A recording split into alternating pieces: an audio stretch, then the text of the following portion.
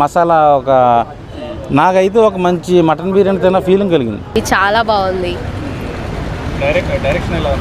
Direction అయితే చాలా చాలా బాగుందండి. చాలా అద్దిరిపోయింది. మాస్ అవని, రొమాన్స్ అవని, యాక్షన్ సీక్వెన్సెస్ అవని ప్రతిదీ చాలా బాగుంది. ఆడియన్స్ అయితే అరుస్తూనే ఉన్నారు. ఒక్కొక్క డైలాగ్కి ప్రతి డైలాగ్ చాలా బాగా వచ్చింది. సో చాలా బాగా అనిపించింది. సాంగ్స్ అయితే అద్దరిపోయినాయండి. ఓ అమ్మ, అసలు ఆమె ఏందయ్యా, ఆమె పేరు సాయి పల్లవి కదా. ఏం స్వామి ఆ డాన్స్ ఏందబ్బా, అసలు కడుపులో పేగులు ఉన్నాయా లేవా, ఆ స్టెప్స్ ఏంది, ఆ ఎక్స్ప్రెషన్స్ ఏంది, తన లుకింగ్స్ ఏంది, బుర్ర పాడన్న. అసలు హీరోయిన్ అంతా ఒక లెవెల్ అయితే ఇక హీరో మామూలుగా చేయలేదు.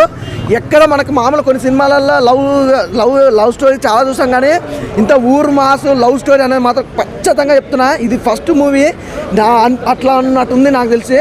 సూపర్ చేసిన అదే చెప్తున్నా కదా. డ్యాన్స్ కానీ అసలు మన అన్న హీరో గురించి కానీ మామూలుగా లేదు. అసలు వేరే లెవెల్ అన్న. అసలు ఒక మాట చెప్పాలంటే తోపు సినిమా, మంచి సినిమా, మంచి ఫ్యామిలీ తోటి కానీ లవర్స్ తోటి కానీ వచ్చి ఎంజాయ్ చేసే సినిమా అనమాట. ఈజీగా కొడుతుంది బ్రో. ఈసారి ఖచ్చితంగా మీరు అన్నట్టుగా మామూలు కలెక్షన్లు తక్కువ రావడం అనుకుంటారు, కానీ ఈసారి ఖచ్చితంగా 500 కోట్లు ఖచ్చితంగా కొడుతుంది. అందులో ఎలాంటి డౌట్ లేదు.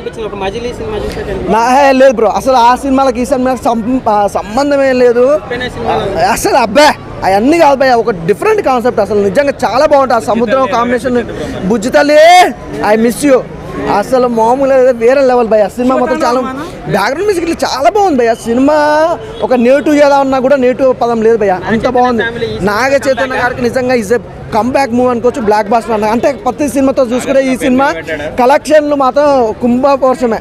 ఏంటన్నా పేరు నాగార్జున మించిపోతాడు ఈ సినిమా తర్వాత. అంత బాగుంది. అంటే నాగార్జున గారు ఇప్పుడున్న సినిమాలు ఏంటంటే లవ్ స్టోరీ లేకపోతే ఏదన్నా మాఫియా గురించి వస్తున్నాయి, కానీ అంతకు మించికి వెళ్ళిపోతాడు.